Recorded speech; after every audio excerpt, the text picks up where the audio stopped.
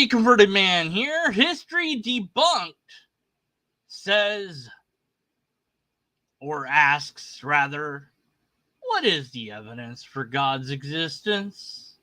And in his video, not to spoil it for you, but within the 7 minutes and 32 seconds that we're going to watch, he doesn't give any evidence, just so you know.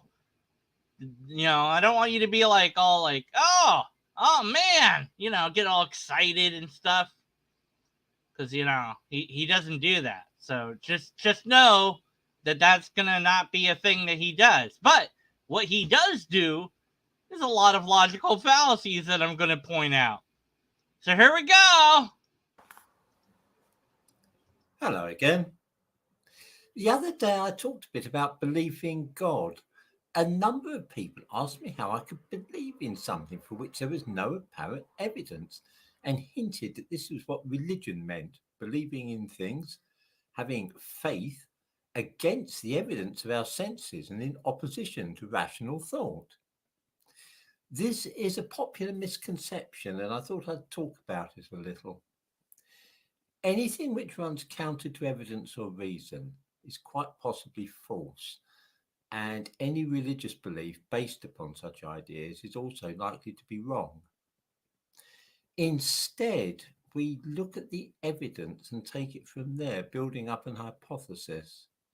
That final step, which takes us just a little way forward from the evidence, sometimes requires faith, but that's the case in science as well as religion. All right, so we've got our first fallacy. This is equivocation, of course. What do we mean by the word faith? Well, over here it means this, and now it means this. So faith in the religious context, I agree with that.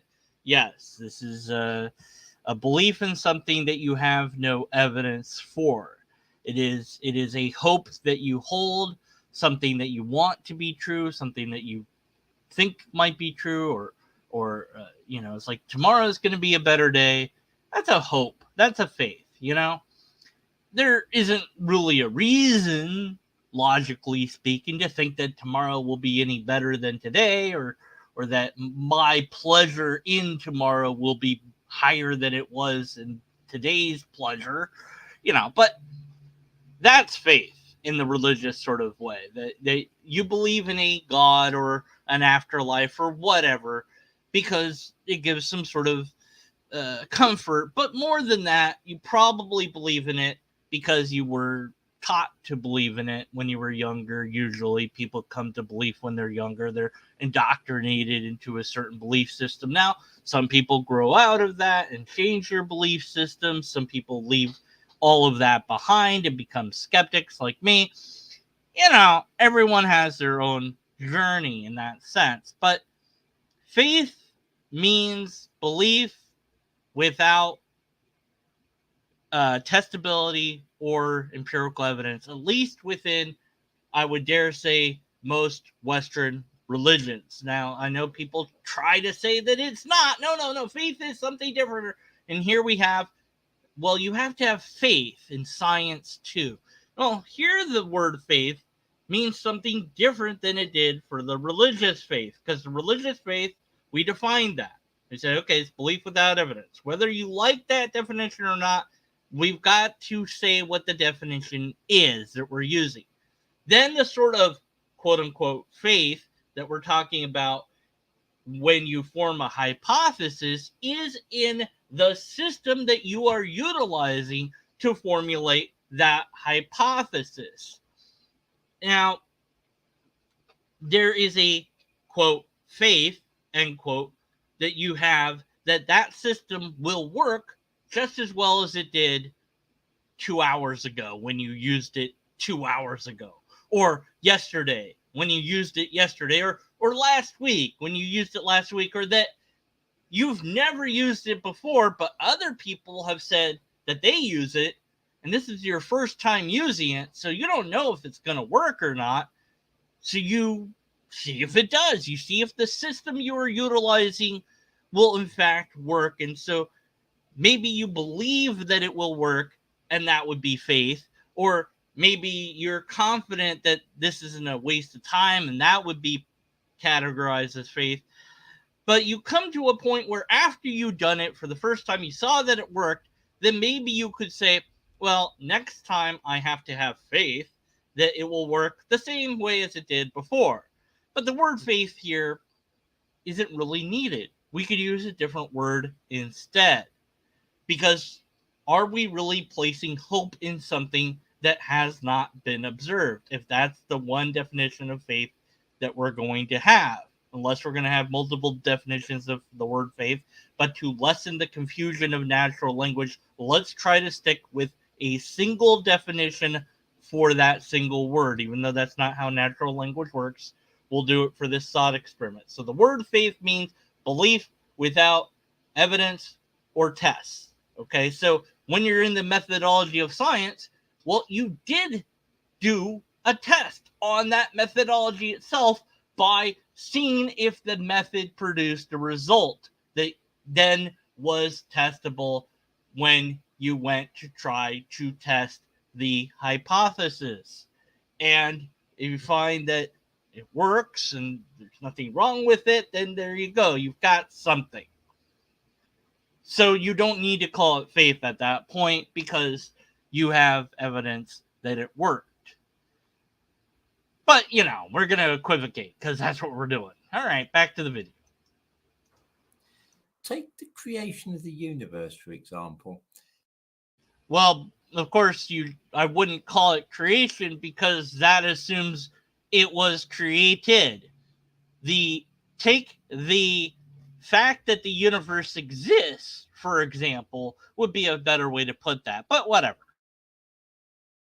According to all the best evidence and the prevailing theories, the universe began about 14,000 million years ago as an infinitely small point of energy. Very, very small. Smaller than an atom, in fact. Now, I know all the reasons that scientists believe this to be so, but of course I can't do the mathematics myself.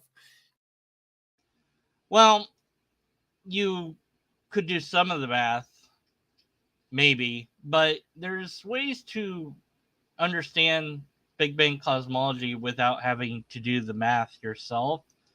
Redshifting of light and all that pretty much proves the age of the universe without having to understand that much math. Just understand the speed of light and that it's constant and so on. And you go, okay, then it redshifts because of the factors that it does when it's farther away, that it shifts into the red, and that alone really can prove the age of the universe so without even really understanding that high level of mathematics. In fact, no mathematics really is involved in that sort of understanding. It's a very basic understanding, but it's something. But just because you can't do the thing doesn't mean that therefore you must believe in the people telling you this. Rather, what you're saying in terms of belief here is, do I trust that hundreds and thousands of different men and women from different cultures, different backgrounds, and different religions have produced over time a collection of data, papers that they produce that others get to comment on and try to debunk. And after surviving that rigor, it seems that the majority viewpoint is that the universe is about 13.5, however, age of the universe. The brain turned off for there. It's like 13.7 billion years old. I was trying to remember. Okay, so it's gotten a little bit higher. It used to be 13.5. Now it's 13.77. Whatever. 14 billion you could round up, I suppose. Whatever. Okay. So, do I have faith in that system? Or do I think that it's possible that they're all mistaken somehow? Or do I think that there's a conspiracy somehow? So what's more likely? That they're all lying? That they're all wrong? That they're all in a conspiracy for unknown, unexplained reasons? Or that they found what the data is really there? So does that take faith for me to agree with the science, broadly speaking? Because it's not just one scientist who I could doubt, perhaps. The words of one scientist, I go, yeah, well, I could doubt that. Neil deGrasse Tyson, he said the universe is, 13 billion years old. Who cares? Just Neil deGrasse Tyson. Okay, well, here's another guy. He said that too. Here's another one, and here's another one. And it's like, okay, well, but that's an appeal to popularity, maybe. And it could be, but the methodology of science irons out the possibility that humans are faking it. It ruins, and it's built to ruin our deceptive tendencies. Scientific papers that are wrong get trashed regularly. They get completely shredded and debunked by the system of science. Now, some make it through. Perhaps you could find a couple. But then you get to do the debunking. You're like, I don't know, here's why it's wrong, blah, blah, blah. So, is it faith in the same terminology as we've been using the word faith, belief without evidence, without test, to think that that system works? No, it is not. Because we can see that the system irons out and eliminates and changes over time, that the accumulation of data is put onto it, that you build on the shoulders of giants, that over time it sorts out the stuff that doesn't belong, that somebody somewhere will debunk it and win prize money and all sorts of things for doing so. And so that's all provable evidence. That's all provable and testable. You could try to write a pseudoscience paper and try to get it published and see how far it makes it. And you'll see that it doesn't make it very far at all. Or if it does sneak in, then it gets debunked rather quickly. Or maybe not. Maybe that's a worthwhile test to run. But if we're defining faith as a single idea, which is what I'm doing to avoid equivocation, unlike you, sir, who don't seem to mind equivocation, because whatever faith is, you just, whatever. Okay. Is peer review that process even close to it? No, it is not. Now, maybe where you're getting confused, or maybe where you're trying to get this to is like, well, but I have to have faith that, Nerdy wrote it, the scientist, has said, here's how to make this weird program do stuff, and I don't understand a dang word he said. I want him to make it simple for me. Just give me a button to press, Nerdy. Make my picture look like a lobster, Nerdy. And then, no, he won't do it because he doesn't respond to my emails because he hates me. I don't know what's wrong. Oh, sorry. Well, maybe he doesn't hate me. I don't know what's going on anymore. Maybe I've bugged him too many times about it. I want my picture to be a lobster and morph back and forth and do the weird things that you know how to do. And you're like, oh, yeah, just follow my tutorial. I don't know how to do any of that. I'm sorry. None of that had anything to do with the video. Suddenly, I just went off on a huge tangent. What was I even doing anymore? All right, faith. Right. We don't need faith in science. So no to all that. And I have to take their word for a lot of this, and I have to believe that they are truthful, and that they've worked it through, and that what they're saying is sensible, and that all the sums add up. The idea that the universe, all those thousands of millions of galaxies, each containing thousands of millions of stars, was once so small that it would fit in the palm of my hand, seems absurd. Ah, yes, this is an appeal to personal incredulity, potentially. Now he's going to say something else, but I'm just pointing out that we need to see the potential of a fallacy. It's like, yeah, it seems absurd, but that's what the data is telling us. So whatever we think about it is irrelevant. Well, see, now I've done it. See, now I've done it. There we go. All right. It requires faith in the people who have devised these ideas for me to believe that this is true. This is Okay, so faith in those people's ideas that it's true. No, kind of ish.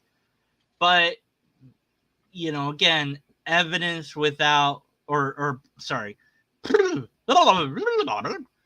belief without evidence or test. No, because you could hypothetically look at the data yourself. Now, again, maybe you don't understand the math. I don't understand the math. But I don't have to understand the math to look at different types of data to see that the overwhelming collection of the data holds to scrutiny. You have to know something, sure, but you don't have to just believe that the scientists are telling you the truth. In fact, it would trick an actual belief to believe that the scientists were in a conspiracy. The weight of the system itself is favored towards it correcting for errors rather than into some sort of conspiratorial thing where, like, well, all the scientists have gotten together. They decided that the universe is 13 billion years old because, it was Tuesday and they felt like it, and there's actually no data. They're just making up numbers. They're just throwing it out there, pretending that it's true. Give us money, government, and that would require actual faith. What doesn't require faith is the peer-reviewed process.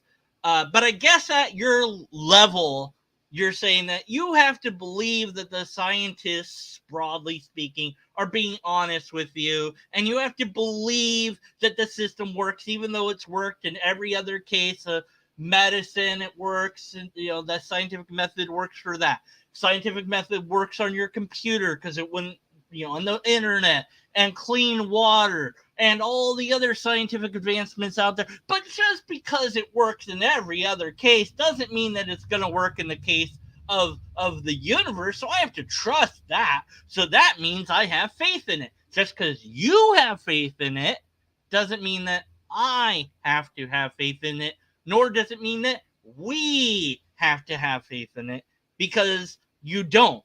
Because you can demonstrate demonstrably that it's actually true without appealing to just believe the scientists. In fact, I would say that's a very, very wrong way to do it. I don't want people to just believe the scientists. I want people to understand the science, the scientific process, which honestly, I don't know that I could describe it very well to you.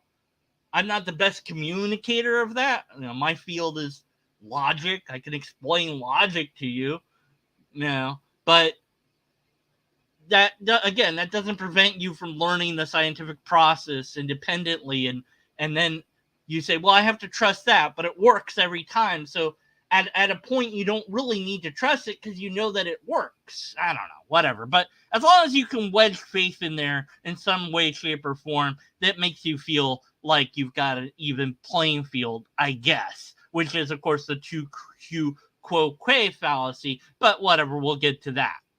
part of what I mean by science requiring faith as well as religion. There comes a point at which I have to make a leap beyond what I can work out myself and beyond the available evidence. But it's not beyond the available evidence. What you mean is beyond the evidence that you can process and understand on your own. That might be the case. You know, you could, I suppose you could say, when you go to the doctor and they give you a shot, you have to have at some level a trust, or you could call it faith. I don't know why I would call it faith, but whatever, in the system that that doctor is putting their medical license on the line when they inject you with that substance. They have spent time and energy to understand biology enough to the level where the data from your various readings of your pulse and your breathing and your reported symptoms and your evidential symptoms lead them to this conclusion that this medicine that they're going to put into you will affect you in the broad range that it affects most humans. And if they're wrong, that you or somebody that is, you know, your dependent related to you or has a legal status over you in some way, shape, or form could sue them and destroy them. You have to have faith in that system. Of course, you could do some research and find out what's in that stuff and see that it works and all that. Or you could just take the doctor's word for it and say, well, it's faith because I have to believe that the doctor's not going to poison me.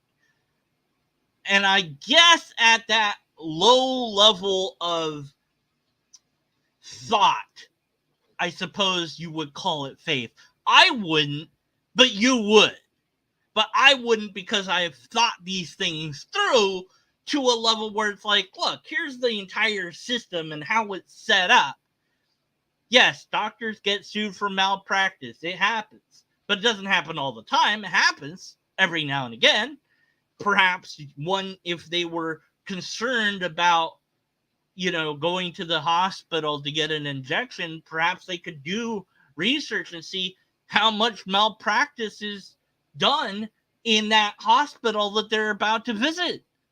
If they had time and energy to do that research, which they might not, especially in an emergency. But let's just say they're planning ahead. They're like, okay, here's, you know, I looked at that hospital, and then I looked at specific doctors that work in the ER, and I looked at their stuff, and they've never, and you know, it's been years since they've been sued for malpractice, and this doctor's never been sued for malpractice. So the likelihood that they will do something to me that will not be good is pretty darn low. But again, I guess I could sneak the word faith in there because then it feels like everything's on an even playing field, which it's not. But, you know, I need to pretend that it is. Still thinking about the universe, the accepted theories tell us that this very tiny ball of energy exploded and became a cloud of photons, particles of light, and various subatomic particles. Then, about 400,000 years after that initial explosion, those particles assembled themselves into hydrogen atoms, about 75% hydrogen, 25% helium, and tiny amounts of lithium and beryllium as well. That's all. 3/4 of the entire universe was just hydrogen atoms floating randomly in space, bound by gravity, electromagnetism, and the weak and strong nuclear forces. Then, Well, see, there's kind of a disconnect there because you can't say that it's random and also bound by gravitational forces. Everything has a gravitational force in proportion to its mass, as I understand it. But again, could be wrong. Not a scientist, amateur logician speaking. Okay, uh, so they're not random anymore. They're being pulled in different directions depending on different masses. So in that sense, they are going towards order because of the nature of gravity itself. So it's not random anymore. You can't have it both ways. It's random, but there's a filtering mechanism. No, then it's not random anymore because the filtering mechanism negates the. Why am I explaining any of this? None of this is going to matter. Go back to the video. They spontaneously assembled themselves in the course of time into giraffes and They did what? Wait. I want to hear this again. I'm going to replay that. Hold on. nuclear forces. Then they spontaneously assembled themselves in the course of time into giraffes and trees. Okay. So, Mr. History Debunked there. You've said that over time, the hydrogen molecules, you think somebody somewhere has said that they spontaneously assembled into giraffes over time. You actually think that somebody somewhere said that? Because you just said that. You just said that that's a thing. Do you really think that that's how things work? Like that any scientist anywhere has actually said that? Do you think that that's how it really worked? Because I mean, you're like, hey, the edge of the universe, scientists says, about 14 billion years old, whatever. So we're just gonna set, biological evolution. We don't need to talk about that because, look, the hydrogen just poof, giraffe. Give it enough time, it poofs into our giraffe spontaneously. No other forces required, just gravity. Because that's something somebody somewhere said, right? No, he can't be saying that, though. Even though he just said that. So, what the hell is he saying then? Maybe I missed something. Going back again. Just want to hear this again. All right. Just to make sure that I'm not wrong about him. The universe was just hydrogen atoms floating randomly in space, bound by gravity, Yeah. electromagnetism, and the weak Right. and strong nuclear forces.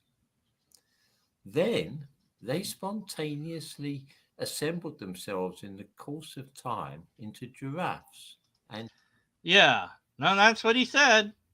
So then they spontaneously assembled themselves into giraffes. That's how he thinks things work, I guess.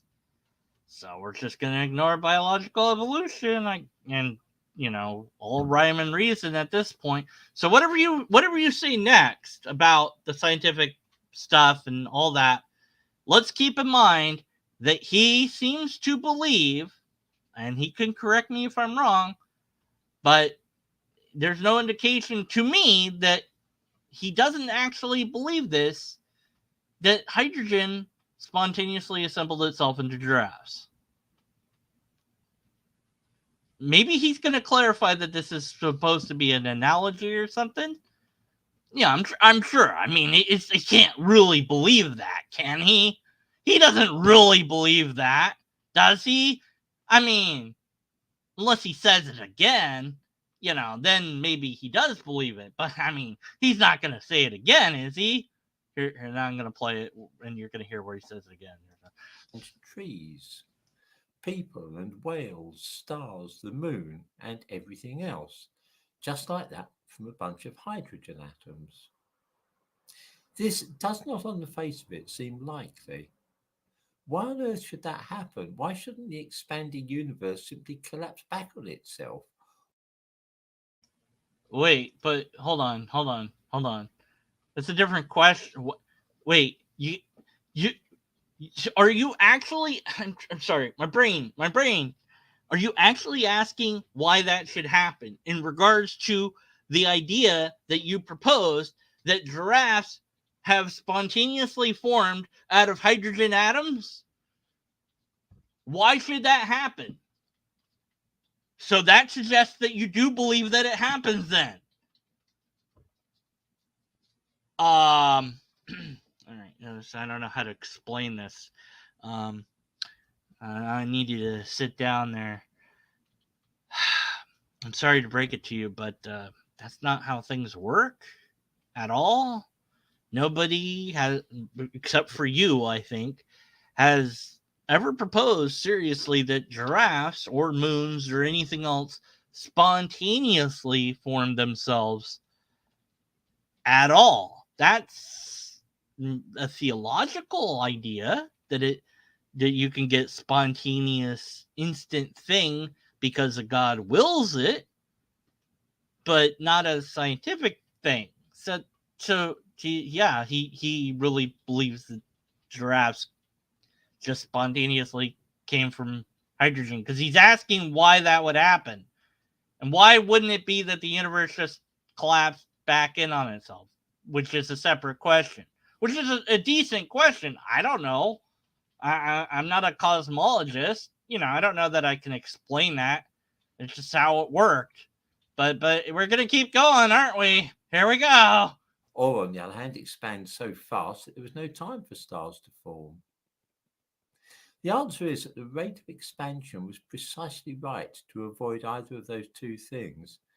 If the rate of expansion of the universe had been varied by as much as 1 part in 100,000 million, then either the universe would have collapsed quickly or expanded too fast for anything interesting to happen. All right. Well, that's an interesting claim that you've made, given that you've said that you don't understand all the maths and stuff that scientists have for the expansion of the universe. Where did you get that number? I'm just curious to know. Let's see. Nope, you don't have anything in your description here. It just says there's a popular belief that faith means believing in something without evidence, or even believing in the teeth of evidence. What? Wait, hold on. Sorry, I just got to read this again. I could be. Wait. There is a popular belief that faith means believing in something without evidence, or even believing in the teeth of evidence. From a religious point of view, this is a terrible idea. Hey, you over there, the guy that never speaks on my videos, come here. I need you. All right, I'm getting my brother. Yeah, that's this serious. All right, read that out loud to me. There is a popular belief that faith means believing in something without evidence, or even believing in the teeth of evidence. What the bleep is teeth of evidence? All right, just making sure I wasn't going to. Thank you. Go away now. All right. All right. That's incoherent. Yeah, that's incoherent. We don't know what that means, but what we do know is there's no citation for where you got that number from. So I'm pressing F to doubt that's an actual number. But why not? Let's look it up on Google. So if the expansion of the universe was different, things would be different. Then let's see. Then one in, what did he say, to the 110th TENT? I don't know. 100 to the one. Okay, let's see. I can't find it. You know what? It's not up to me to find it. Screw it. I don't care anymore. Go back to the video. There are many weird coincidences of this sort. So many, in fact, there's a lot of scientists became uneasy about this apparently finely tuned universe. Wait. You now know how to read scientists' minds. That's amazing. That's incredible. Can you read my mind? How do you know that the scientists have become uneasy about this? What evidence is there for that? How do you know that? He just knows. He just knows that scientists have become uneasy about this. Sure, why not? which was so perfect for life to arise in and to develop into intelligent beings. The odds were so fantastically against it happening. Because of this, the idea was dreamed up that maybe our universe is simply one of an infinite array known as the multiverse. Okay, so you've gone completely into another topic. Um, and I've heard religious apologists do this. So, I don't know that it's your fault for falling into the same trap, but the multiverse wasn't necessarily, maybe you could prove that it was created to solve this problem. I don't know that the multiverse hypothesis was made specifically to answer the fine-tuning problem, if indeed the fine-tuning problem is even a problem. It's a hypothetical group of multiple universes. So it's everything in reality, if it's a thing at all. And our universe is just in there, but there's other universes also. And that's, hard for our brains to even process one universe, let alone many universes. But we have fun with the idea in sci-fi. We go, okay, if I turn left instead of right, then I've created a new universe, because in a different parallel universe, there's a universe where I turn left, and then there's a universe where I turn right. There's a universe where, I'm the believer and that you're the skeptic, and things like this. If there's an infinite amount of universes, then everything that is possible has happened in at least one of them. And of course, the impossible cannot happen in any of them because it's impossible, and the impossible can't happen because it's not a possible thing. All right, so the multiverse, I don't really know that it is something that was proposed to answer the fine-tuning, which is what you're suggesting here. And if you want to make that claim, I would like to see proof that that claim is true. But, we're not going to get that. So, moving on, I guess. This idea is consistent with string theory, of course, and it neatly explains how giraffes can appear spontaneously from a bunch of hydrogen atoms.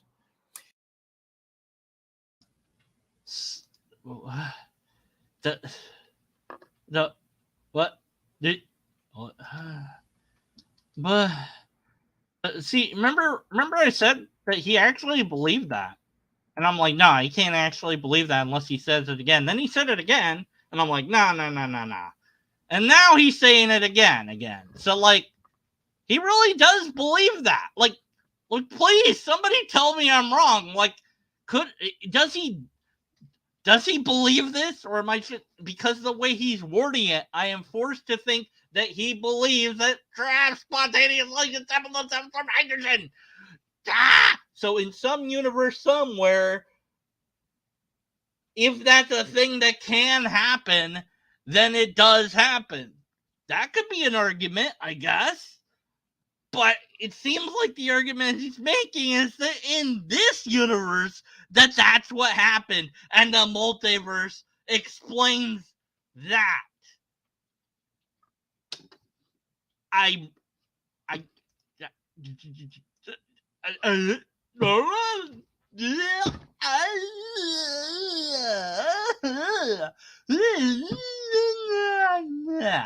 Back to the video. If there are an infinite number of universes, then almost all of them will be dead.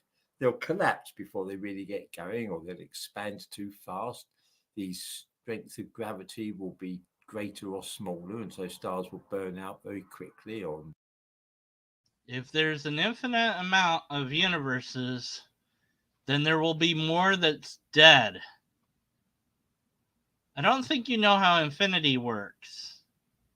Like, if there's an infinite amount and half of them die, then that's half of infinity.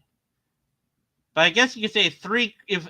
If more die than live, then there isn't an infinite amount of universes, because we were able to quantify the amount of universes to know how many die. But then there'd have to be some way that we know what makes a universe live or die, which would require high level math that you said that you didn't know or understand earlier in the video. Do you have a universe simulator computer that I don't know about that you've used to calculate what sort of universes would live and die, and that's how you're able to come up with this idea? Or is it just something that you pulled out of your mustache? My mustache is better. Wait. Oh, wait. I'm rubbing my face. I shaved recently, so I don't have much of a mustache right now. So my mustache isn't better right now. But it will be, just given enough time and giraffes. Wait, what? Not catch fire at all. Because there are so many universes, then statistically, at least one will have the precise values needed for stability and the perfect conditions for life to emerge. Problem solved. This is where we are today in cosmology. There are 3 possibilities. All right, now I say in the description of my video here that you're now watching, or maybe you're in the chat, so you're watching it live, and it's not a video yet. It's a live stream, but I guess it's also a video. Like, what do you call it? I don't know. Whatever. Anyways, I say in the description that there's a false trichotomy, and that's the point where we are at now. So he's going to provide a trichotomy. Now, I know you're all smart, so, I'm not doing this because of you guys, but somebody out there might not know. So a dichotomy is 2 things. A trichotomy is 3 things. So a light switch is a dichotomy. Either it's on or it's off. Now, a dimmer switch is a trichotomy. It's on, or it's dim, or it's off. Well, no, that's not a trichotomy, because still it's either on or off, just it's at a lower level. So that's still a dichotomy. So a trichotomy would be I can turn left, I can turn right, or I can continue to go forward. There you go. 3 choices. Well, there's 4. I could go backwards as well, but maybe there's a car behind me, and now I'm picturing that I'm in a car. And so my options are forward, left, right, and those are my logical options. Those are the only options I have. And we could say, well, but you also have the option of getting out of the car. So there's, in your scenario that you provided to try to explain a trichotomy, you've unwittingly given us a bad trichotomy. To which I would say, you're right. That is a bad trichotomy. Let me make a good trichotomy. And then I have to open MS Paint, right? And I go, okay, all right, fine. You want me to draw again? I'll draw again, And then I stop sharing the screen, share the screen, show the thing. Where is it? Okay. So here we go. Boom. Okay. All right. Okay. There we go. All right. There we go. Okay. We're going. We're doing something here. This will make sense. I promise. All right. Yeah. Yes. It will make sense. Just hold on to your feet, okay, or whatever. I don't know. Okay, so let's say green. Let's put this dot here. Let's fill that in. Okay, so you are green dot. You cannot move past the black lines. That is the rules. You can move forward. You can move backwards, right, and left and right. But we're going to say that as you move forward, like there's a wall that prevents it, so you cannot go backwards. So every time you move in any direction, the wall is going to push you forward, okay? That limits your options, all right? Because you could go left, but you would hit the wall. You could go right, you would hit that wall, right? So you really, the choice is really kind of just going forward. I mean, yes, technically you have a choice here. So you go forward. Okay, now you get to this point, right? And now that's you, and the old you is gone because that doesn't exist anymore because time's a thing. And now this wall is like here, I guess, or whatever. And now you can only go left or right, which makes it a dichotomy. So the wall will vanish now that you've arrived here at your destination, because the whole point of the wall was just to make it so I could explain a trichotomy. Anyway, so now you can go that way, or that way, or that way, or for some reason you can't go up. I'm not like there's a wall. Yeah, that's what we'll say. There's a wall here, and you can't go up. All right, and now this wall is closing in, so you only have three choices. Okay, and that's a trichotomy. All right, everyone understand now? Great. Now we're gonna experience a false trichotomy in his video. Here we go. Oh, my head hurts. Either there is a multiverse, and so at least one of those infinite universes will be perfectly tuned for life, or God designed this universe in that way because he wanted to see a beautiful world with intelligent beings.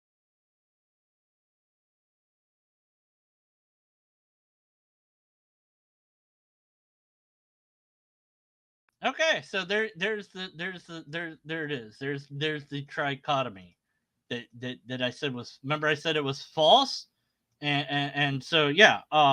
So let's just get those choices on back on MS Paint. I guess we'll do that. So either what did he say? The universe. Either there's a multiverse, right? So multiverse is one choice, for God because it wanted a cool looking universe with life on at least one planet. Three is chance. Okay. All right. So I got that pretty sure. Let's get that on the. Oh God, what the bleep button? Okay, so here we go. All right, so here it is. So here's your trichotomy there, guy. Now I kind of simplified it because I'm a little dumb after listening to whatever, I don't know what happened anymore. So either there's a multiverse, or God did this because it wanted a cool looking universe with at least one planet that has life on it. With live? What the hell happened here? I wrote live. Sorry. Let me correct that. Okay. So that so or it's just that way because chance, like like you rolled a die, and you got, and that's just that those are your three choices.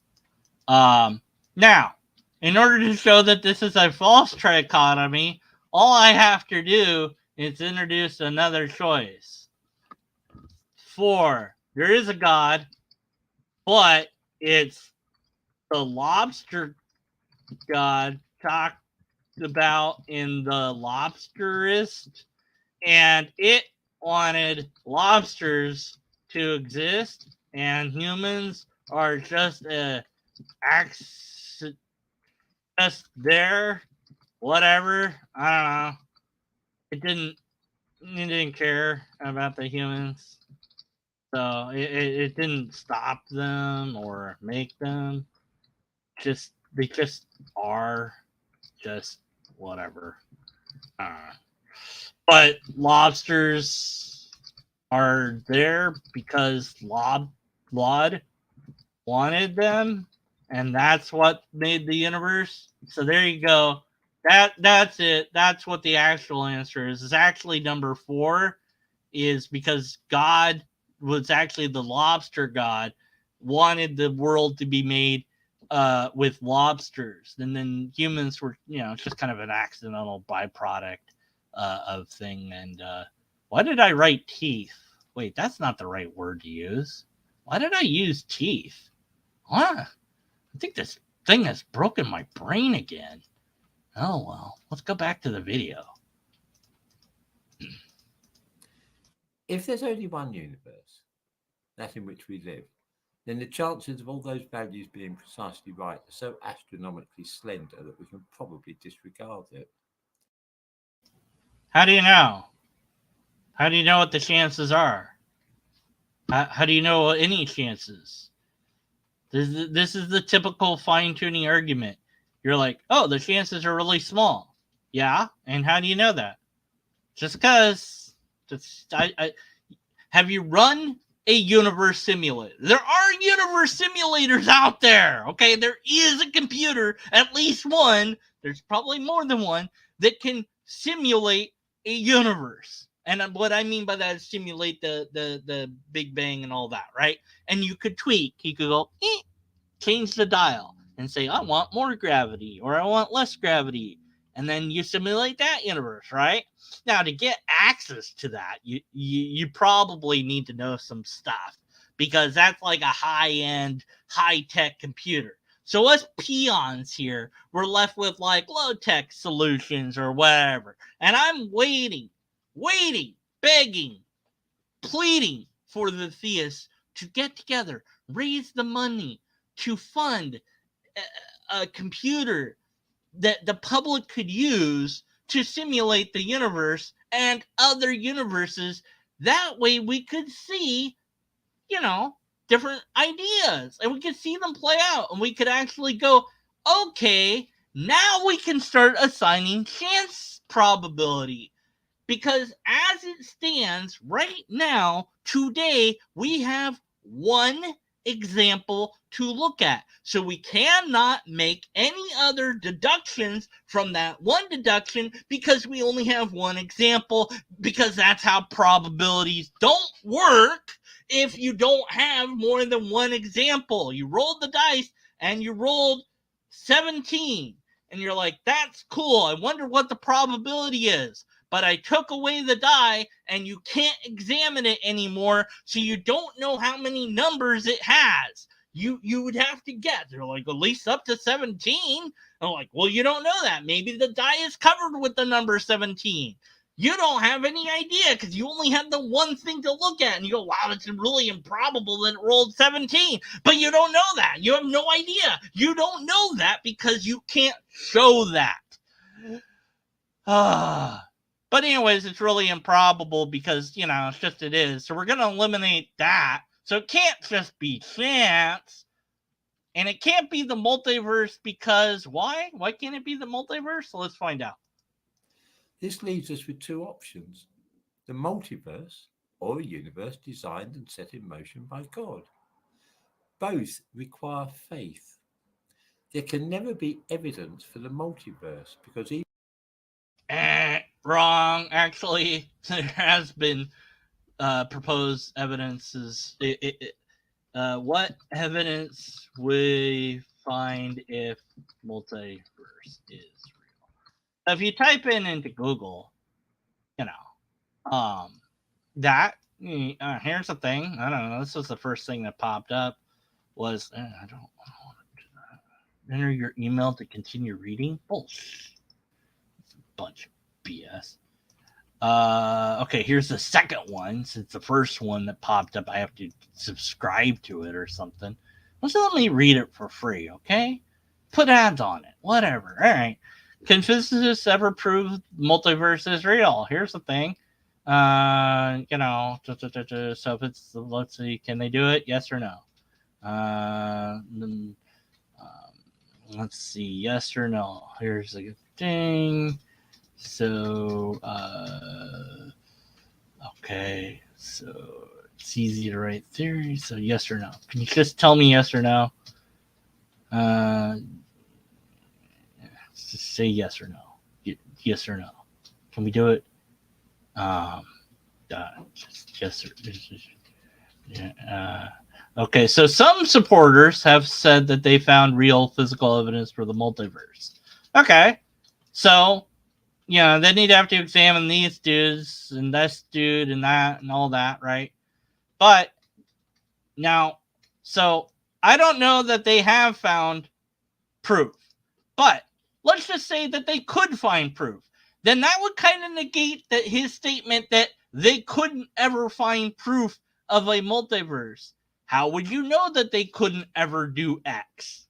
You wouldn't know that they couldn't do that because, as you said earlier, you don't know the math and all that. So you couldn't really say that they can't ever do that. Like, you could say scientists will never discover a cure for aging, but there's no way to know that. You have to have faith in that idea. Anyway, so I'm sure there's better articles or whatever out there that you can look at and look for. But yes, if there is proof of a multiverse to be found, then we would find it. And if we don't, then it's just an idea. All right. But you say both require faith. All right, so that's a 2Q which means, it's like, oh, you as well. Well, I require faith. Well, this does as well. Okay, fine. All right, I'll agree with that. So multiverse versus God either require faith. All right, so I shouldn't believe in either one. But you say, well, but you can't believe in the chance one either. And I'm like, okay, fine, I won't believe in that one either. And you're like, wait a minute. But then you don't know. And I'm like, now you're getting it. Now you understand my position. I don't know. I don't believe any of them. How about that? I don't know that those are the only choices. Not only do I not know that they're the only choices, you don't know that they are the only choices, and you have failed to demonstrate that those are the only choices. In fact, you failed to demonstrate that any of them is an actual choice at all in the first place. Not to mention, of course, the fourth choice that I threw out there, that maybe it's a different kind of God. How would you disprove that? How would you prove that? But okay, the multiverse and God, they both require faith. So which one do we choose then? How do we determine which one we put our faith in? Let's find out. Even in theory, we could never see any evidence for the existence of those other universes. It's also, incidentally, a terrible violation of Occam's razor to hypothesize an infinite number of universes based upon observation of just one. So you do know what Occam's razor is. Why didn't you apply it to God, though? I guess that's my question is. So what you should do is like, well, I don't know that it can be by chance. I don't know. Maybe it's here. That's for sure. We both agree on that. The universe is here, but it's not due to chance. Why not? Because the odds are too great. How do you know that? It's just are. Well, but it could be chance. Well, but it's not. Can you prove that? No, it's just really high odds. But we're here, so it happened. So it could be chance. Could be. No matter you just simply say no to that idea because you don't like it. Oh, it's not a chance. No, it can't be chance. Why is it impossible? I guess. But if it's too unlikely, well, but then what's the chance on the other things? What's the chance of the multiverse? What's the chance of God? And which God is it exactly? Because you haven't told us what God is. Where is it located? How does it work?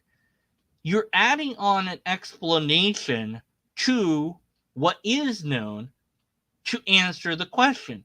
Occam's razor is like reduce it down to the number of things that are the least, amount, so to speak. So you wouldn't then add God because that's another thing. So you go, it can't be chance because of reasons. But I can't add God because I don't have an example of God. So I don't know what the answer is. That would be the answer, is to not say that it's a multiverse or that it's a God or that it's chance because there's not enough evidence for any of those things, which means you don't believe in any of those things at all. Which means when asked the question of how/why universe is here, you go, I don't know. That would be the actual answer if we were to use Occam's razor properly. But we're not going to do that. Believing that would be just as much an act of faith as believing in God. Oh no, not that. Which leaves us with what I said to begin with. The idea of all those hydrogen atoms turning into tigers and people after thousands of millions of years, just because the laws of nature set up in the beginning of the universe were right, suggests to me that a degree of planning was involved. I see it as evidence for the deity. This ties in with the evidence I see and then requires, just as does the acceptance of the multiverse, a little extra jump, an act of faith to reach the final conclusion. Everybody in the field of cosmology has to make that act of faith, whether it's to believe in the multiverse, something for which there's literally no evidence, or to believe in the existence of God. So that's what I meant when I said that faith was an important part of science as well as religion. All right. Well, we got to the end, and he's wrong in every single way that you could be wrong, and multiple logical fallacies. And what did we remember the question asked on the video? Remember, do you remember? Because I don't think that he remembers the question that he asked in his own video that he uploaded. Yeah. So that's interesting, isn't it? So he said, "What is the evidence for God's existence?" That's the question in the video, right? That's the name of the video, right? And was that answered? No, because he didn't provide evidence at all, not even a little. Nothing that would even count as evidence. And also, you didn't explain what the bleep you mean by God. What is God? How does it work? Where is it located? What does it look like? How do you know about it? You could easily say magic. You could say anything. I say blue blarg. I could say Lod, the lobster original deity described in both the original Lobstress and the new Lobstress that are both available to read absolutely free. Unlike my books, which you can purchase, Caught Between an Infinite Hope, Finite Despair, for $18 on Amazon, and my fiction book, The Lightbringer, also available on Amazon for the low price of $8. The Lightbringer has been known to help you to nail in nails with a hammer, but we do not recommend that you try this at home because you might cause an injury, and we're not to be held responsible for that. But yeah, you should buy those books. What am I talking about anymore? Oh, giraffes, right. So if giraffes popped into existence after millions of years from hydrogen, would that prove God? Well, I'm not sure, but it sure would make science a lot different if that's the way things worked. We'd have to have some explanation for how the hell that happened. Because, I mean, just, here's hydrogen. Poof! Giraffe. Like, what came first? Like, is the giraffe just floating in space? Or did the hydrogen atoms poof in the planet first? And did in gravity and water and land? And then poofed in the giraffe? But wouldn't the giraffe starve to death? So the hydrogen molecules had to poof in grass for the giraffe to eat. And then maybe it poofed. How does that work again?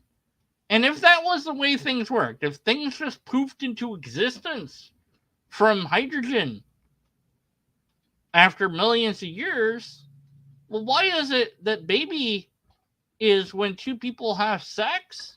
Like, are they just hydrogen?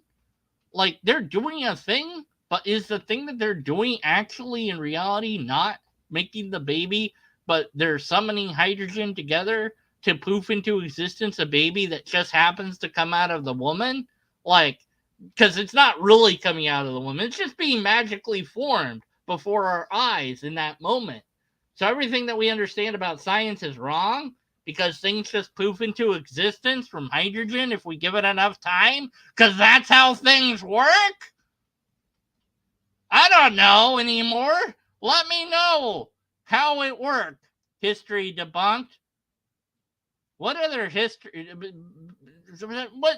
Just I kind of wonder, like, what the bleep? Okay, now there's a door, so I gotta go see that. All right, bye, everybody.